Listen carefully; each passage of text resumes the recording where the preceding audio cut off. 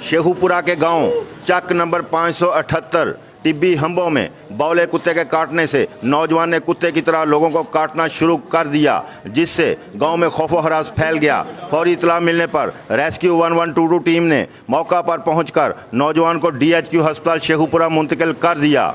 वाक़यात के मुताबिक गांव टिब्बी हम्बो के 22 साला नौजवान मोहम्मद अहमद को 2 रोज़ कबल बौले कुत्ते ने काट लिया। नौजवान ने कुत्ते काटे की वैक्सीन ना करवाई।